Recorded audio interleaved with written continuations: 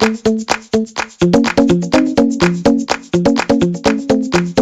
everybody. Welcome to La Lista, a Latinx writers podcast. I am your host, Ruben Mendive, and today we have a new guest here virtually.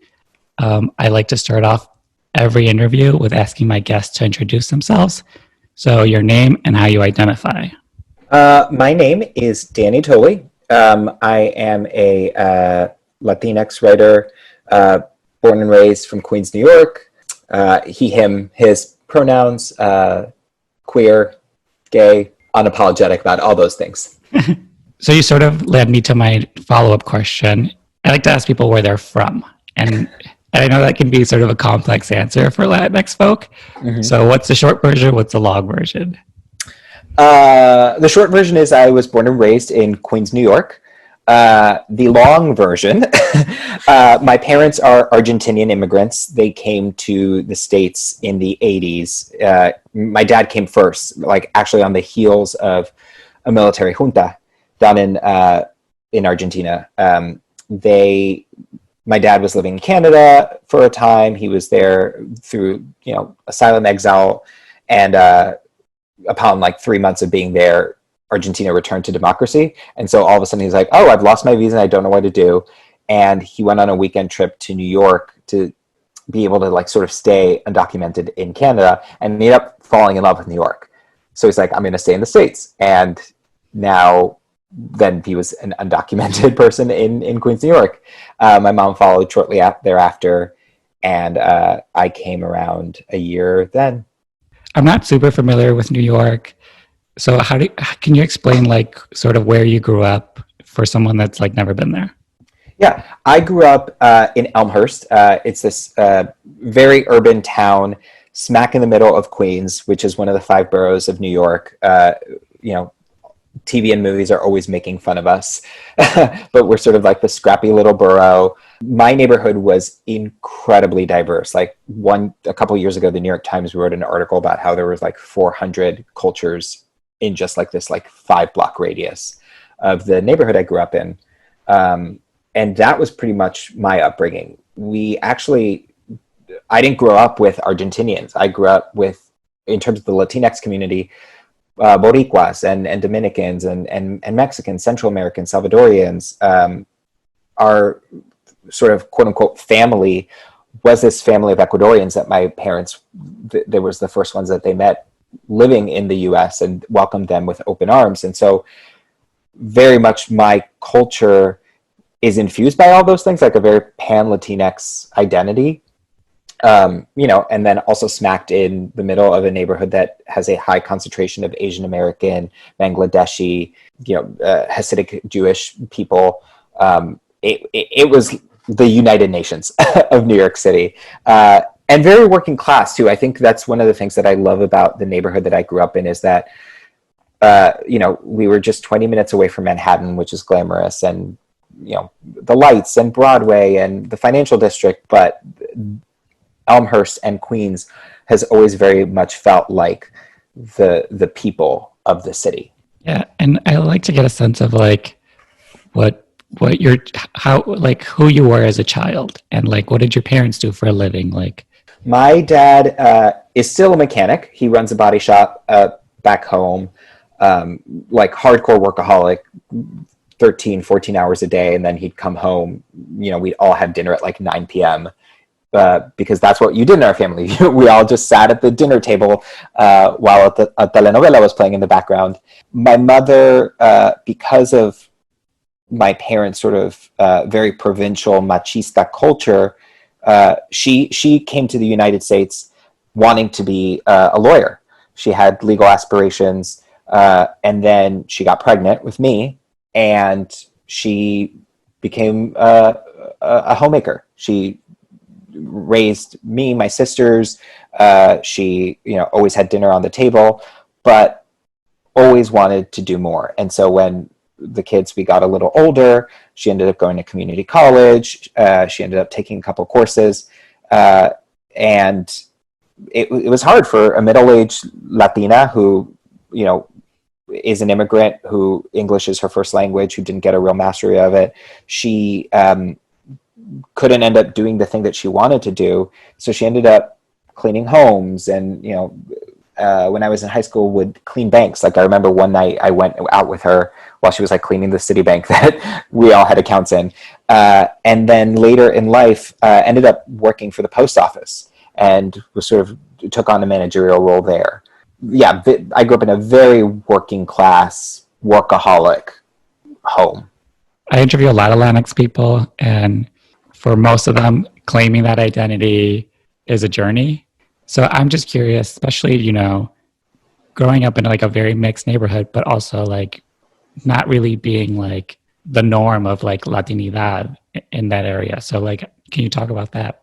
Yeah, I mean, I've always really struggled with sort of the notion of ni de aquí ni de allá, that neither here nor there. And as someone who is first generation, feeling like I have an appreciation for my culture and my roots, but it felt a little bit removed, was a struggle.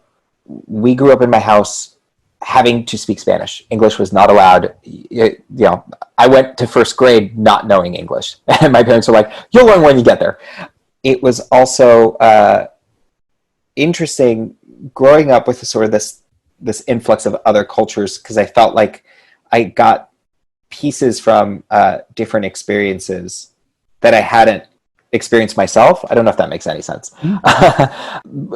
Growing up in a neighborhood where there was sort of this melting pot of Latinidad and different cultures has made me appreciate and really embrace in present day the notion that we are not a monolithic. That Latinidad for me may mean speaking Spanish at home, code switching, taking pride in my Argentinian culture. For someone else, it could be not speaking in Spanish, and it could be, being a third or fourth generation person who is so far removed from their culture, or from their roots rather.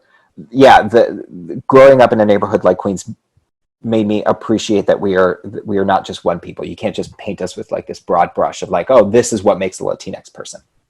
I always like to get a sense of people in high school. I frame the question in who were you? Who were you pretending to be? And how did other people see you during this time? I was such a weirdo in high school. I was a very theatrical kid. I wanted to be on Broadway really badly. My mother would buy Backstage magazine every Thursday, and it would list sort of all the open casting calls, and I'd force her to take me there. I did not go to a performing arts high school. I went to a large specialized high school in Brooklyn for science, and I hated every second of it. I was one of 2,000 students, was questioning my own sexuality, my own identity. I was in the closet. I felt like a lot of the things that made me special, I wasn't getting a chance to embrace and to celebrate. I struggled to make friends. I felt I was a little bit of a loner. And then halfway through my sophomore year, my dad, who was the pillar of this machista, workaholic, do the right thing and achieve the American dream mechanic, was arrested.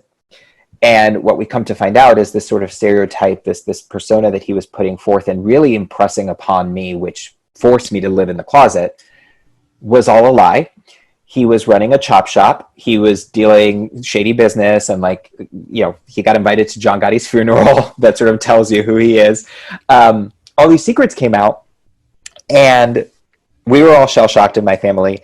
And my dad ends up cutting a deal with the NYPD to avoid jail time. He wore a wire and turned state's evidence against some of his shadier clientele. And this is all happening on the heels of me finally making friends in high school. And I think I ended up signing up to do the lights in our musical because I can't sing, but it was like the closest thing to Broadway. I was ready to come out and really embrace who I am. And my dad very abruptly says, I did this thing. I put us in danger. We're all moving to upstate New York. Pack your bags. And we end up going to a very small, insular, white community, middle to upper class suburb of Albany. And I immediately retreated into the closet. We couldn't really talk about what we're doing there, why we're doing there. There were not that many Latinx people, I think maybe one or two. I was like, oh no, I finally was able to figure out who I was in my first high school. Now here I am, not even just being able to like figure out who I am, but like having to pretend and hide even more pieces of myself. Luckily, at my second high school, they had a phenomenal theater program, and I just jumped into being on stage and doing plays, and like I ended up being Seymour in Little Shop my senior year, so I ended up getting the thing that I wanted my entire life. All this to say is I became very popular in my second high school, but it was a very whitewashed experience. I don't think I ever, my last name is Tolli. I don't think I leaned a lot into like my father's Italian ancestry while we were up there, because there was such a big Italian American community, than my actual Latinidad. That is curious to me, just in the sense that you grow up in like a city urban environment and then have to like transition over. And it's that how you adapted, but also how like that also worked a lot in your favor. And I think as Latinx folk, I think we sort of know that's something that's like very accessible to us. Yeah. And something that, we can lean on for like some sort of like assimilation and acceptance. Yeah, for sure. And I think, this is a podcast, so you can't see my face, but I'm white. I'm a white person. I can navigate in the world with immense amount of privilege that a Latina can't, that an Afro-Latinx person can't. I've become, especially this last year, very conscious of that, and how I can use my own white Latinx privilege to support, to be an ally to the other parts of our Latinx family that for years, for decades, for centuries even, has really struggled. The Afro-Latinx, the indigenous communities, things like that. Coming out of high school, did you sort of know what you wanted to do? Like, did you have a plan? Did things go according to plan? At the end of my junior year, over the summer, our theater company in high school decided to put on a film festival. And a friend of mine was directing a film, and she cast me as the lead in it. And it was, if she's listening, Becky, I love you. The film was awful. But one afternoon, Becky invited me over to her house, and she was editing the film on Final Cut Pro. And I was just like so enamored by the process. I was like, what? You're building the movie on the computer? I was really, really interested in the technical aspect all of a sudden. And I was like, oh, I think I want to be a filmmaker. And I really leaned into that my senior year. I only applied to film schools behind my parents' back, because they were very terrified that, what are you talking about? The American dream is you need to be a lawyer, you need to be a doctor, you want to be a director? That makes no sense. And I was very blessed to get into NYU, and I studied film and television, thinking from the moment I walked in, thinking that I wanted to be a movie director. As the semesters would go, I'd take classes and dabble in different fields, and I'd be like, oh, I'm really interested in cinematography. Maybe I want to be a DP. Oh, I'm really interested in editing. Maybe I want to be an editor. And I was doing all these things, but I started taking writing classes, and I fell in love with that. Like, that was the first time, like, people were going on all-night benders and going crazy in college. I was staying up late writing scenes. That was who I was in college. And so my senior year, I was like, I think this is it. I think this is the thing that I feel really passionate about. And the end of my senior year, there was a class on like it was like a game class. It was called like the game of television, I think is what it was. And I learned that all of the things that I was really interested in, a showrunner has control of. And so like my eyes lit up, and I was like, oh, that's what I want to be, the showrunner. I want to be the creator and be the one who's like, okay, here's the script, here's the world that I invented, and here are the curtains in the room, and here's how people are going to move and things like that. I'm a total control freak, if you can't tell. And so like after college, like what did you do? Again, like what did you have a plan? What was the plan? So in college, one of my work study jobs was I was a teaching assistant for one of my professors who is Vin Diesel's dad. And my sophomore year of college, Vin was shooting, I believe he was shooting Fast and Furious 4 down in the Dominican Republic. And he met with the president of the DR, and they talked about building a film industry down in the island. And Vin said, my dad is a professor at NYU, and he specifically works with underrepresented and underprivileged youth in the city, helping them get access to places like NYU. And he's very education driven. And Vin astutely said, you want to build an industry from the ground up, you need to teach people how to do it.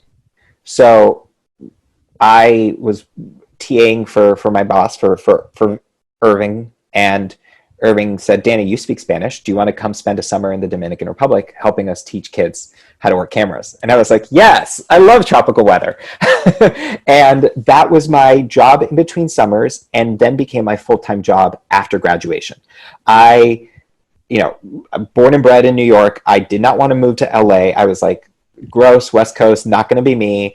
30 Rock was on the air. I thought I wanted to be a comedy writer. I was like, I'm just going to be on SNL and 30 Rock and live in New York, and it's going to be great. So when Irving was like, do you want, after graduation, do you want to work full time here and, just spend summers in the DR, and then during the other 9 months we'll develop programs, things like that. I was like, yes, I jumped at the chance to do that.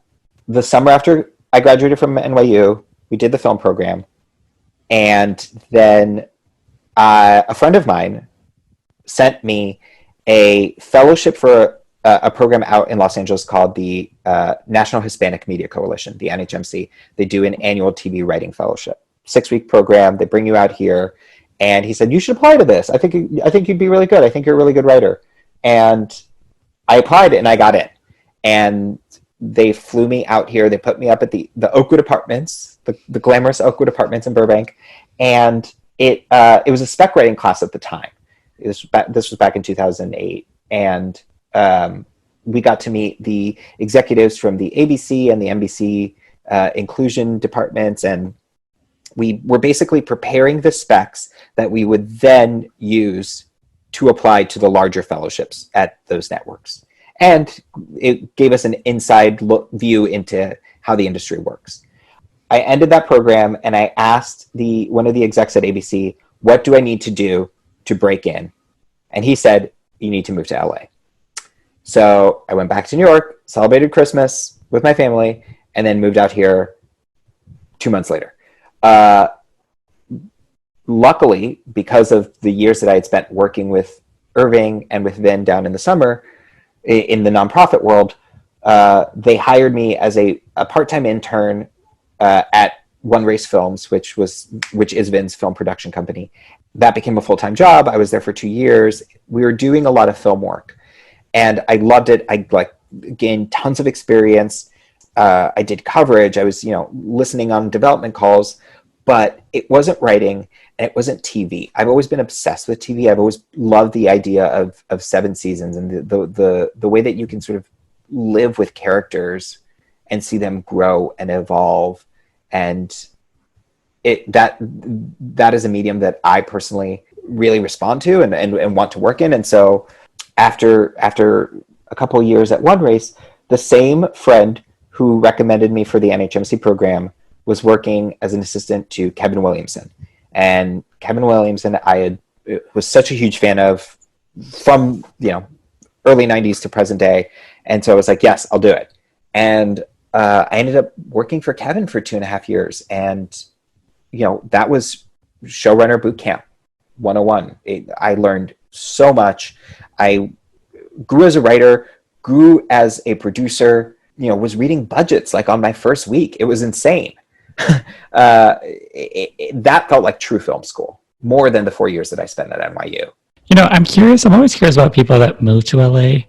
I'm always curious about the first couple of years, because those are the hardest ones, because you can move home at any time. Yeah. So can you just sort of talk about what it was like coming from the East Coast to LA, and what did you expect? What did you not expect? What was that experience like? When I officially moved to LA, I expected a very sort of glamorous early 20s fun time where I was going to meet lots of people and build a network and immediately get a job.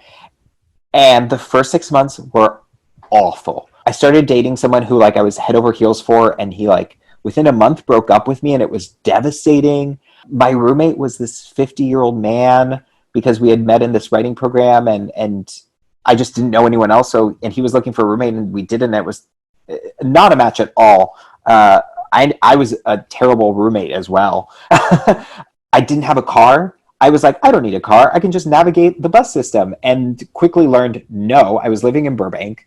My job was in Beverly Hills. I had to take 2 buses in the metro to get to work. It was like 2 hours on metro for this job that it was just a lot. And, you know, it's so stereotypical, but like I would reach out to people that I sort of knew from college who lived out here, and they were all flakes. They were like, yeah, let's hang out. Like, yeah, let's do Thursday drinks. And because I didn't have a car, I would have to, you know, navigate. I'd have to like plan accordingly. I'd have to leave work at a certain amount of time to get on the bus, and like, you know, I'd be halfway there and I'd get like an email. It's like saying, oops, sorry, can't make it tonight. And I'd be like, no, I now need to get back on this other bus to get on the first 2 buses to get home. And it's going to take 3 hours now. It was awful. I hated LA so much. It took a good year for me to really embrace how wonderful the city is. And it also took a long time to find my people, my tribe, which is really funny that the people that I met back then aren't actually the people that are my tribe today. But it happens. You know, working as an assistant, what did you take away from that experience, and like you were able to like build from it? So the practical takeaways from being a TV assistant or an assistant to a TV showrunner is the insider perspective that you gain, the budgets, the way that casting decisions are made, the rewriting process, the way a room functions, the way you produce episodes, the way that you have conversations with people, both good and difficult, the way you navigate the relationship between the production company and the studio and the network. All those things, I think, make me a better writer and a better producer because I saw them firsthand working with Kevin. But on a like internal philosophical emotional level, what I learned most about that experience is all of the things that I was trying to hide about myself and not embrace were holding me back.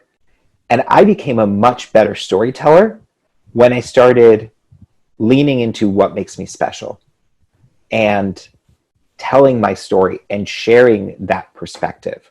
The job that I had before, I wasn't in the closet, but I wasn't, you know, talking about how I was gay. And now all of a sudden I was working for this mega showrunner who was unapologetically out and was, you know, writing queer love stories. And I was like, oh, I can lean into that perspective. That is the greatest lesson that I took away from those 2 years is being myself will get me really far. What were you able to build from that job? There reached a point where I had sort of learned as much as I could being a showrunner's assistant. And I then transitioned to the writer's assistant on one of Kevin's shows. And then I learned a whole different other aspect. The actual breaking of an episode, the structure to a scene, the writing process is very different. I was getting a whole new education as to what it means to be a writer in television.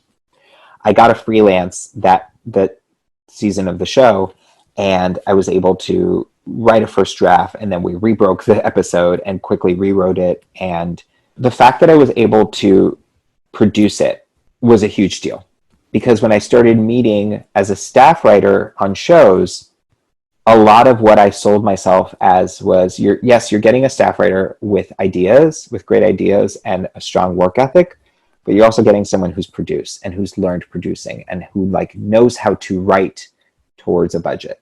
And I, do think that made me stand out from the crowd. I think that a lot of times we as artists forget that this is a business, that there are numbers involved, that there are days that you need to make, and you can't necessarily have a helicopter and 100 extras at night and a water scene, even though that's what I wrote in my first episode of television. And can you talk about, your first staff writer job and like, what was it like, because you had sort of written a freelance episode and now you're like officially working on a room. I loved my first staff experience. I staffed my first job was working on the Shonda Rhimes show produced The Catch.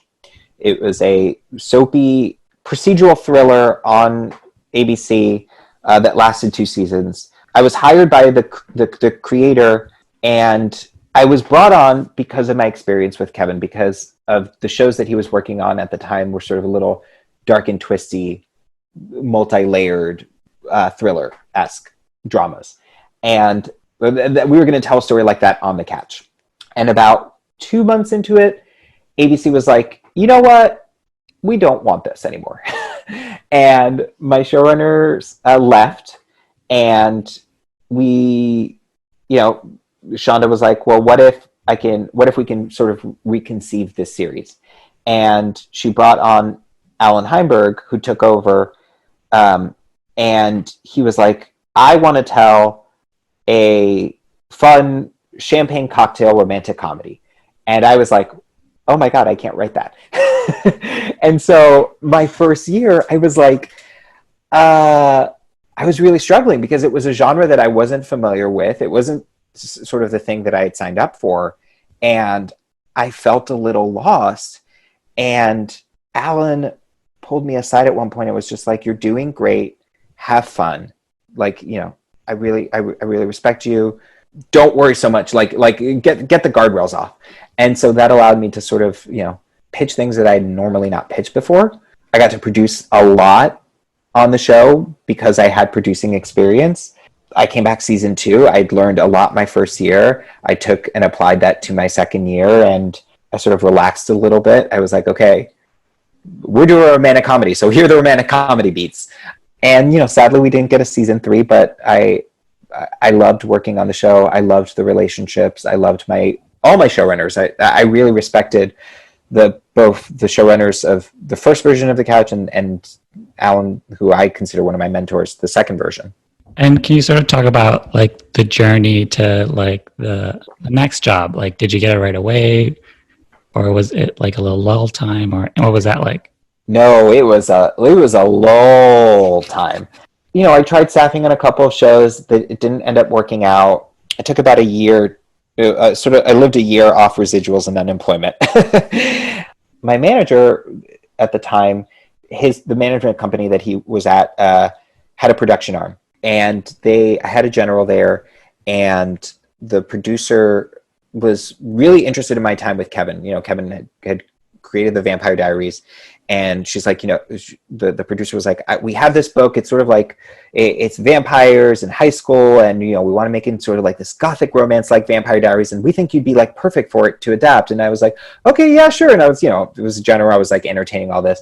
And so she's like really leaning into this project. And then I asked, like, what other things do you have? And she's like, oh, well, we also have this lovely little book about a girl who goes to college. It's kind of like Latina Felicity. And I like leaned into the table and I was like, what? Tell me about that. And she's like, oh, maybe I'll send it to you. We'll see. And then a week later, she sends me an email and she's like, hey, here's the book. Let me know what you think. It might be a little softer than what you're used to writing. We really love it. It's a beautiful story. The book was called Make Your Home Among Strangers. I start reading it. I read it in an hour. Like, I could not put it down. I was sitting on my couch, laughing, crying, like yelling at my iPad, being like, this is the best thing I've ever written that I've ever read. And the reason was, it was this beautiful story about a first-generation Latina who's the first in her family to go to college, and she's feeling very much the push and pull in these two worlds. And it was honestly one of the few times that I had seen myself represented in literature. I immediately emailed the producer and I said, I need to do this. I need to make this. I know exactly how to turn this into a show. They said, yes, it's yours. Let's do it. And I developed it. We spent a year between crafting the entire series and, going to the studio. It was a bake-off. I ended up winning the bake-off. The project was mine with the studio. We then went to the networks. Freeform ended up buying it. I wrote a pilot. it was just like a good year and a half where, yeah, they give you money, but it's not like you're continuously getting paid. And, you know, it was a low, that came at a time that was a low point in my career, and it ended up saving me. That script, it sadly, you know, Freeform ended up passing. They were going in a different direction, but it got me my current job and made my imposter syndrome that I was feeling the year between the catch and development that I couldn't get work. It made that imposter syndrome go away. It made me be like, no, you can do this. You are talented. This is what you are meant to do. Yeah. And so can we talk about, you know, writing for Roswell, New Mexico? Can you just talk about like the experience of like getting the job and then like how you feel like you fit into this? Because I'm correct in saying that you came in the second season? I came in the second season. I was watching the show. I was a huge fan of the original. You know, I'm from the camp. Julie Plec, who is an EP and directed the pilot, was co-creator of Vampire Diaries. So I've known Julie for years. I've known Karina McKenzie, who's the creator as well. And I loved season 1 as a fan. I was like, this is incredible to see Janine Mason, an unapologetic Latina, playing an unapologetically Latina who's smart and bold and a scientist. And, you know, I just fell in love with the series. And then when I got the call, it's like, you know, they loved your pilot. They want to meet. I was like, what? Okay, sure. I came on season 2 and it was such a collaborative environment. Great staff. I learned a lot. Going back to that idea of writing as a producer, like, you know, when you're sitting at home and you're coming up with like the fantasy version of your show, that's great, but it's a whole different beast when you're on staff. You've got deadlines. You're breaking episodes with certain constraints, with actor availabilities, all those things. Like you put on a different hat when you're in a writer's room. We told some real fun stories season 2.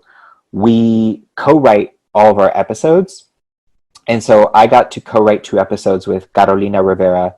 She spent many years on Jane the Virgin. She is a prolific Mexican showrunner. She's back down in Mexico. She's got like 4 projects for Netflix that she's created and running. Season 2 of Roswell, for the fans, we a lot of the lead character, Liz Orteco's, sort of the reason that she is who she is because of her relationship with her mother. And so we were going to introduce her mother in season 2, and Carolina and I got to do that in our episode. And we pitched what if it all happens like on our set, like a little stage version of a play where we meet this woman, this larger than life character. And Karina, our creator, was like, yes, go do it. And I wrote a lot of those scenes as if they were conversations with my own parents. And, you know, when you're a writer in a TV writer's room, you expect to get rewritten. You expect that, like, here's your draft, you give it to the showrunner, and then they make it their own. They infuse it with the voices in their head of who these characters sound like. And to see the finished product and be like, oh my God, there's so many of my lines on the screen right now. It was like, I like sent it to my parents because, you know, there were also so many like lines in Spanish and code switching that they were just like, Danny, this is so good. Wait a second, is this about us? I just love the show, and season 3, you know, you don't get any spoilers, but we're going to tell lots of fun, exciting stories that I'm just eager for the world to watch in 2021. And you know, I am curious about people that work on shows with like Latinx leads. Mm-hmm.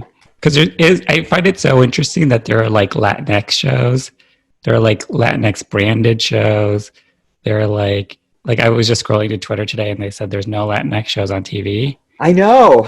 and I was like, but there's always like the 3 or 4 you can think of right off the top of your head. Yeah. That are Latinx shows, but are also very Latinx branded in the terms of like marketing and who's working on it. So I'm just like curious because I think Roswell, I think Charmed, I think Queen of the South. I think Party of Five when it was. There does seem to feel like there's a difference between them, and because I feel like also like Jane the Virgin also doesn't get looped in with like Vida and like Hentified, and so I'm just curious of like what you think. What are your thoughts on that? Because I'm sure you read that article, you're like, okay, what are we doing? So I'm curious. Yeah, I have seen the article that you're referring to, and it makes my blood boil. And if I was better at social media, I'd be like, "Hello, Roswell, New Mexico, Latina lead. Like, it's in the log line, the daughter of undocumented Mexican immigrants." Like, I think it's really interesting because it goes back to the idea of the monolithic Latinx experience, and unfortunately, networks look at a concept and they're like, okay, this is our LatinX show. This is like representation. And they lean into it hard. It's like, you know, like the code switching and the salsa and like, you know, the guitar strums, you know, like you can, and the colorful lights and the bold, beautiful colors and the sexy Latinas. And it's like, yes, but it becomes such of a, like a piñata almost, like a stereotype of what Latinidad means that, to me, what I'm looking for more accurate representation, and I feel like we do that on our show. I think that we tell the uncomfortable conversations, particularly with our lead character, of I'm a scientist and I've had to fight my way into this industry to prove that Mexicans aren't rapists and deplorable, and like, you know, like that to me is part of the Latinx experience. And it kind of bothers me that you have to lean so hard into what white people think is Latinx culture for it to be branded as Latinx. Yeah, and I think you're right about that. Because even when like Hentified was premiering, like Netflix came out with a whole Twitter account, like the podcast that goes with it. But it felt like again, it's like we're throwing all the like, and again, it's like I don't know who runs that account. I think the conversations on the podcast are very interesting. Love Hentified, but it did feel like it was like the machine of like Netflix, even though they had just like canceled One Day at a Time. They were like really patting themselves on the back for Hentified. Yeah, and that also felt like I don't know, it felt a little performative to me. Yeah. And I think, I mean, here's also the thing is I love Hentified. I love, like, Vida's like one of my top three. I love shows that are unapologetically embracing our culture. But to me, those feel authentic. You know, like, look, you know, shout out to Tanya. Like, one of the moments where I felt most seen on TV is in season 3 when there's the queer señora and she does Tiempo del Vals. And I'm just like, yes, I've been in so many quinceañera courts that like, that was the song you danced to. I've been like, yes. And I think that the shows that are successful about our community are by people in our community, for our community, and treated with respect and not everything thrown at it to be like, this is clearly a Latinx character. I did want to ask about, well, first, I think was something that I really liked about Roswell.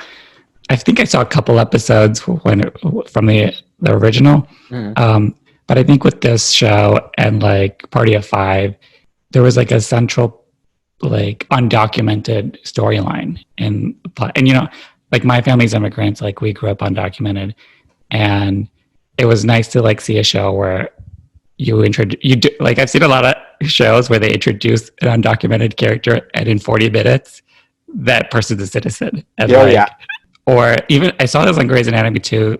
Someone was DACA and then the solution was like, we're shipping her out of the country. And well, that was Janine.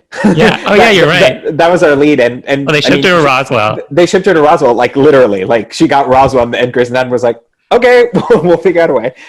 Yes, I mean, here's the thing: is season 2, we told the story of our main character's dad getting his his doing the citizenship process. And we worked with like an organization. We worked with Define American, and I agree with you. It feels cheap when other shows make undocumented storylines just sort of the point of an episode and quickly try to wrap it up, because so much of the experience of being undocumented gets infused into a person, and also like the next generation. For example, my family, we didn't take a family vacation until I was in high school, because my mom didn't have her green card. They were like, if we leave the city, who knows? We ended up going to Disney World, Disney World, like driving down there at a time where I was like way too old for Disney, and I was like, I'm over all of this. It was an awful family vacation. We all ended up hating each other. It doesn't just get wrapped up in a nice little bow 2 episodes in later. Yeah, and I think you're right. When it's focused on an individual, it definitely feels like people get in that mentality of like, well, they just haven't gone and done it. Yeah. Meanwhile, when the real problem is like larger structural like discrimination and like racism. Yeah. So I am curious about like the writing that you do. Like, sometimes as writers we like write the same story over and over. So I'm just curious, like the themes, stories that you're attracted to, like just like what's your writing like? I'm very much attracted to coming of age stories, underdog, David and Goliath kind of thematic cores. I don't write cartel stories. I don't write gangbanger stories. I don't want to see that anymore for our community. There are so many things that I want to say about the world that are tied to my Latinx identity, but also my identity growing up poor, growing up in New York, growing up feeling like you'll never make it, you'll never go far. This is all you have. And being like, no, F that. I think that is what I'm, it's funny, I've got like 3 ideas that I'm working on the side on my weekends. And if I were to like really think about it, it's like, oh yeah, they're all versions of that. Is people being told, no, no, no, no, no. And this person being like, but what if it's a yes? I wanted to talk about like your role in the WGA. I'm co-chair of the Latino Writers Committee. That one day we will change to LatinX Writers Committee if the members allow it. So I am curious about how you found your way to the committee, like why you decided to take like a leadership role in it, and the work that the committee does for like the people at home. I fell into a leadership role within the committee. I first joined a couple of years ago because I had heard a podcast with the current with at the time the co-chairs, and they were doing a series of meet and greets where writers could meet with showrunners. This was actually at the lowest of my career where I was like, I desperately need a job. Why won't anyone hire me? So I heard about this meet and greet, and I was like, oh, there's a Latino committee, but also I want to do these meet and greets. So I ended up going to a meeting, and it was like a huge culture shock because it was the first time that I had seen so many Latinx writers in a room. I was like, where have you all been hiding? Why haven't I like run into you in all of my capacities in the industry? And it sort of felt like family. I was like welcomed with open arms. There were all these amazing opportunities that they were developing. And then, I was going regularly to the meetings, and we would, we'd do this thing like an hour after we were done with sort of the business, where it was just like free for all, like people just like sort of talk about what's going on. Here's what's going on in my room. Here's what I'm seeing from the industry. I'm being held back. I'm being forced to repeat levels. I'm not being paid what my equals in the rooms are. A couple months into me being a member, one of our chairs stepped down, and without getting into too much of the bureaucracy, everyone's like, okay, we'll have an election, but does anyone want to do it? And I don't know I don't know, honest to God, can't even explain to you what it was, but I like found myself like slowly raising my hand, and they're like, Okay, great. Danny's the chair for a couple of months until we have an election. And I'm really proud of the work that I've been doing in the committee with my co-chair and with the vice chair and the membership. You know, we continue our meet and greets. We do this series called Let's Talk Latinx Stories, where we go to different networks and studios and pods to show the executives, the people with buying power, that we are not gangbangers, that we are not cartel leaders, that we have more stories to tell. And it's a little bit of like a call to action where it's like, you say you want diverse stories, buy them. I'm a huge, in my own life, I'm very supportive of the new generation, the writers that are coming up through the assistant camps, that are, you know, emerging writers that are trying to get their foot in the door. And, you know, with a couple of my friends, screenwriter friends, we created the Here Are the Latinx Writers Google Doc. If you are a WGA Latinx, self-identifying Latinx writer, you know, sign up for it. That's getting traction. I just want to help people. I want more of our siblings, our Latinx siblings, working. We live in a city that has close to 50% Latinx population, and yet there's like, I think 2% Latinx people working in television. And don't even get me started about the amount of them working in features. So that is what, you know, when I'm not pouring my heart and soul into telling my stories through writing, that is what I'm working on actively. So let's talk about the clubhouse. Mm-hmm. So I've had a couple of members on now. I feel bad because it's always towards the end, so we barely get to talk about it. So like, how did the clubhouse come about? Like, what is it and how did it come? The clubhouse is an intersectional group of queer Latino men, and we came together, funny enough, at one of the WJ meet and greets. We participated in sort of this round of like, you know, speed dating with the showrunners. There was a little bit of a cocktail reception afterwards, and I don't know if, you know, people in the straight community do this, but the gay guys in the room were like looking around and being like, oh, that guy's gay, and like we'd all lock eyes and like we'd be like, oh, you're family. And so we found ourselves like coming all together in a small little huddled group.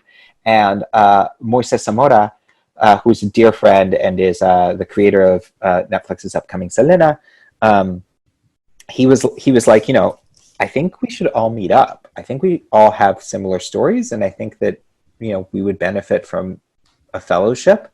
And so like 2 weeks later, he organized a dinner at his house, and it was 11 of us at the time. And we all started sharing our stories and sort of talking about where we came from, what we wanted to be, what we were doing, what hardships we were facing. And we had literally just met each other like 20 minutes earlier, and people started crying when they were sort of talking about the struggle. And we became a family very quickly.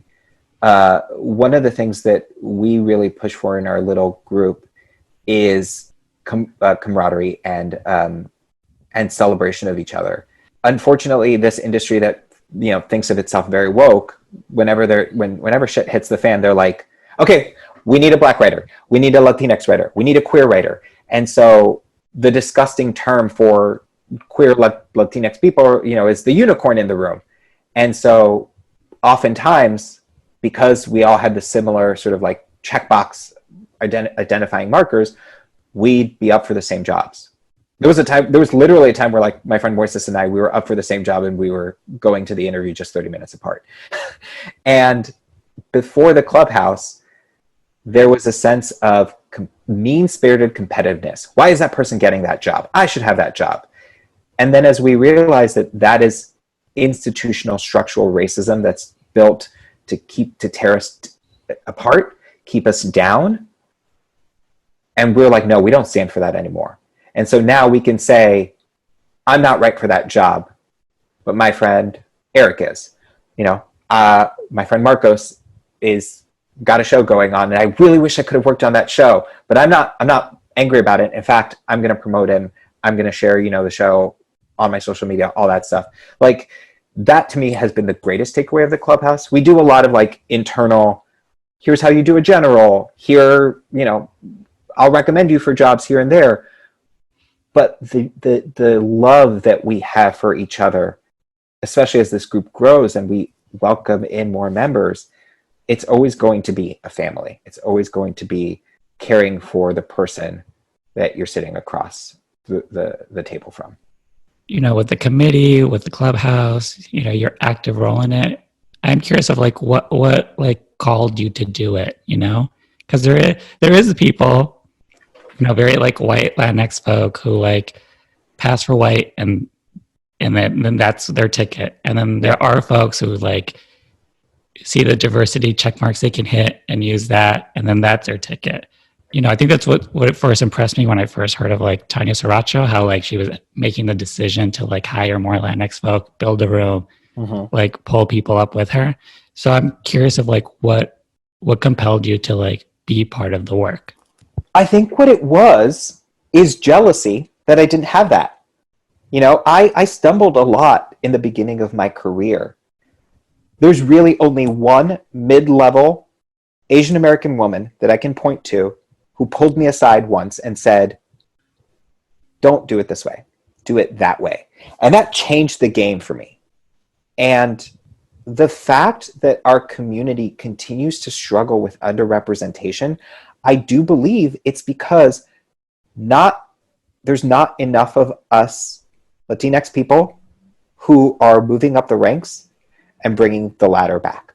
And I mean, honest to God, and it's not just Latinx people. Like at my current job, I'm calling our support staff all the time. I'm checking in with the lower level writers. Like I'm like making sure that people feel empowered and feel like their voices are being heard, that they have a cheerleader, that they have a support system, and that they have someone in their corner. Because I didn't have that, and I struggled with it. And if I did have it, I'd be running a show today. And so that's why I want my friends to be running a show so that then they can end up hiring me. Yeah, because you're right.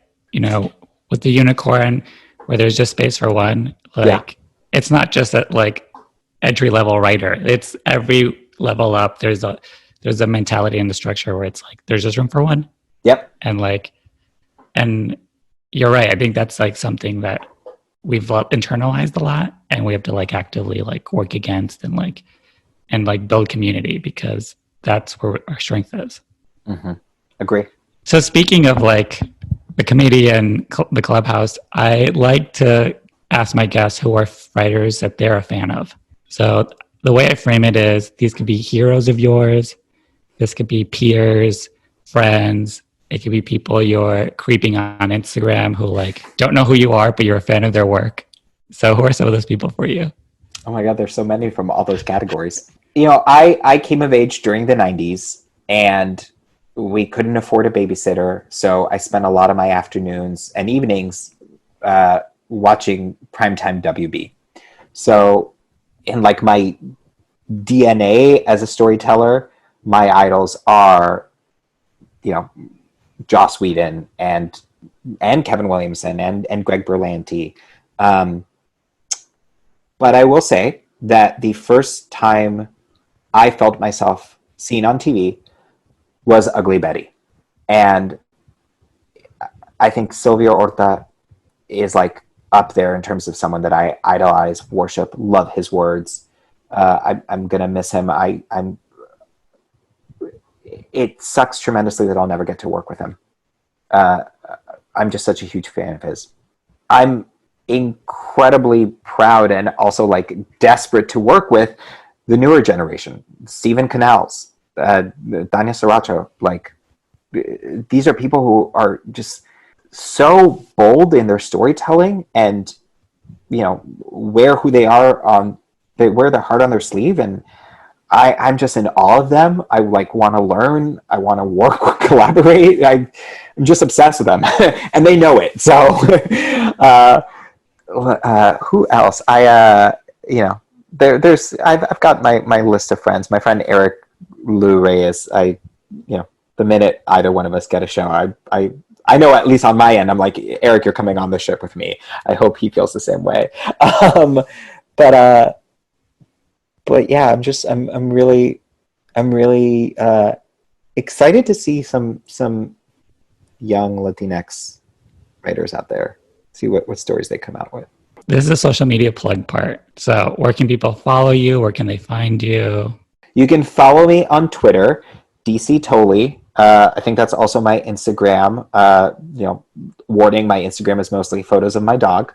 But yeah, follow me on Twitter for occasional gifs about things, and also for promoting both Here Are the Latinx Writers Google Doc and also the Rainbow Pages, which is for LGBTQ plus writers. I want to help, and reach out to me, please.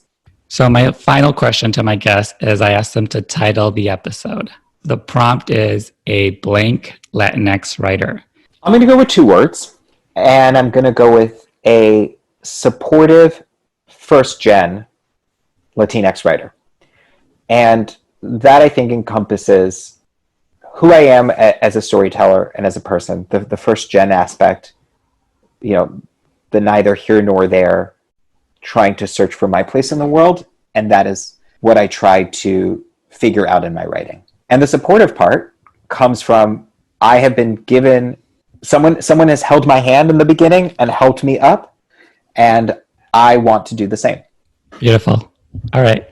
So with that, I want to thank you so much for being on the podcast. This was such a fun conversation.